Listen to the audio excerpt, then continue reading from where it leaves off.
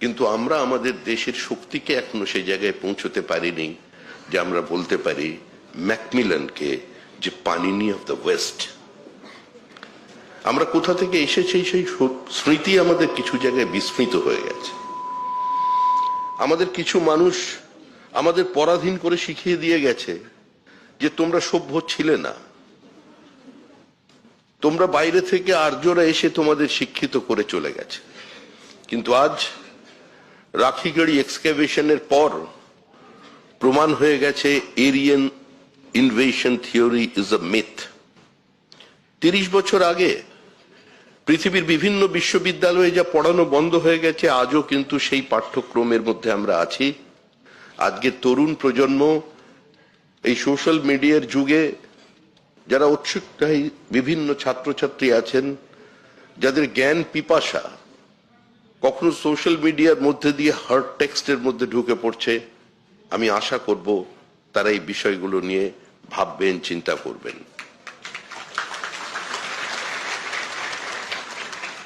আমাদের বোঝানো হয়েছে আমরা কোনোদিন এক ছিলাম না, আমরা মেনে নিয়েছিলাম ইউনিটি এবং ডাইভার্সিটি।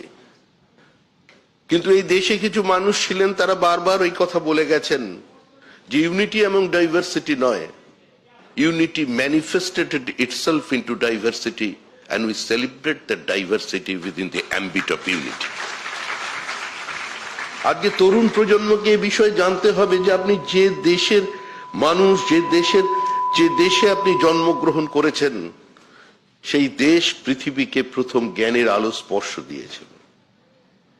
যে দেশ প্রথম বিবাহ পদ্ধতি চালু করেছিল, যে দেশ পৃথিবীর মানুষকে একটা গণতান্ত্রিক ব্যবস্থার মধ্যে নিয়ে এসেছিল।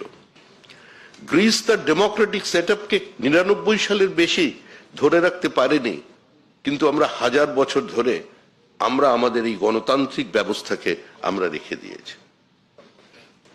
আমরা যারা এখানে দেখছি, বিভিন্ন রাজনৈতিক দল দেখছি, নতুন নতুন সরকার দেখছি, সরকার আসবে চলে যাবে, একটা দল তৈরি হবে, দল শেষ হয়ে যাবে।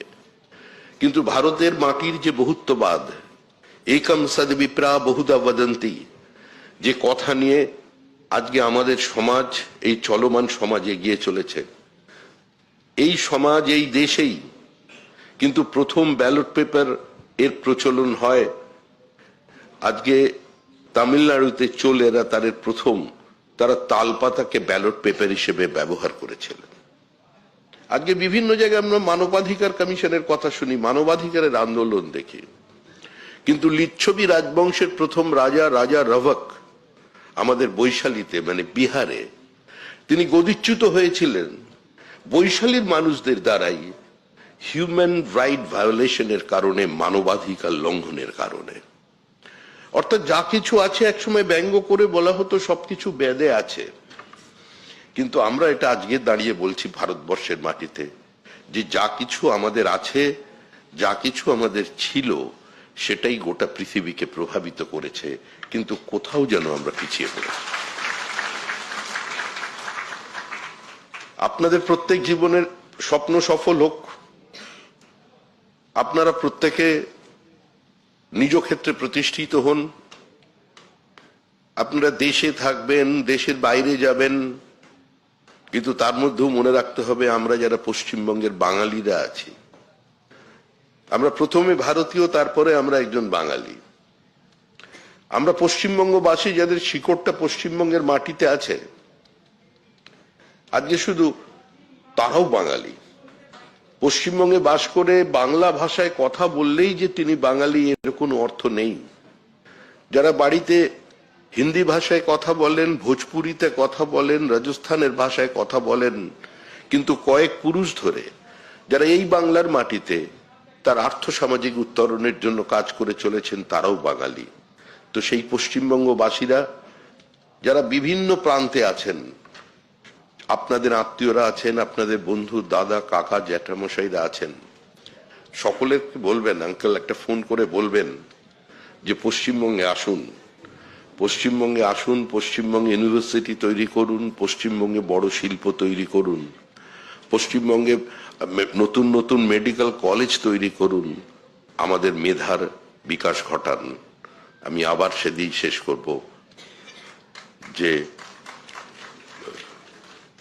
কালিদাস রায় বহু বছর আগে লিখে গিয়েছেন, বর্ষে বর্ষে দলে দলে আসে বিদ্যা মঠ তলে। কিন্তু সেই একই কবিতায় শেষ দিকে তিনি লিখছেন, ম্লান মুখ কখনো না দেখি। আজকে আমি যাদের সামনে দাঁড়িয়ে আছি তাদের মুখ ম্লান নয়, তাদের মুখ উজ্জ্বল, তাদের পরিবারের মুখ উজ্জ্বল। তারা তাদের প্রতিভা দিয়ে, তাদের মেধা দিয়ে, তাদের অধ্যাবসায় দিয়ে তারা তাদের প্রতিষ্ঠা করেছেন। শ্রদ্ধাবান লভতে জ্ঞানম, যাদের শ্রদ্ধা আছে শিক্ষকের প্রতি, তারা জ্ঞান লাভ করবেন। শুধুমাত্র বইয়ের পাতার মধ্যে দিয়ে কোনো জ্ঞানকে সীমাবদ্ধ রাখা যায় না। ভারতবর্ষের নতুন শিক্ষানীতির আওতায় আপনারা আছেন, যেখানে শুধুমাত্র একটা ভারী ব্যাগের চাপে আপনাকে বেঁধে রাখা হবে না, যেখানে আপনার ইচ্ছাটা, আপনার অবসেশনটা, আপনার ভালোবাসাটা, আপনার আবেগটাকে শুধুমাত্র একটা ক্যারিকুলাম, একটা সিলেবাসের মধ্যে দিয়ে আটকে রাখা যাবে না। আপনি একই সঙ্গে ফিজিক্স পড়বেন, একই সঙ্গে ইতিহাস পড়বেন, সেই ব্যবস্থার মধ্যে আপনারা প্রবেশ করতে চলেছেন। আগামী দিন আপনাদের সুন্দর হোক, সফল হোক। আপনারা জীবনে সবাই দেশের মুখ উজ্জ্বল করুন, পরিবারের মুখ উজ্জ্বল করুন এবং নিজেদের নৈতিকতা নিয়ে, এই দেশের মাটিতে জন্মগ্রহণ করেছেন এই গৌরব নিয়ে দেশে এবং বিদেশে প্রতিষ্ঠিত হন। ভারতবর্ষকে পৃথিবীর সর্বশ্রেষ্ঠ আসনে প্রতিষ্ঠা করুন, এই আবেদন করছি। প্রত্যেকে ভালো থাকবেন, আনন্দে থাকবেন।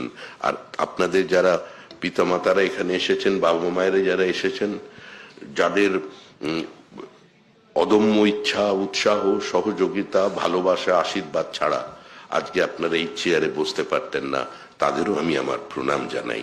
ধন্যবাদ।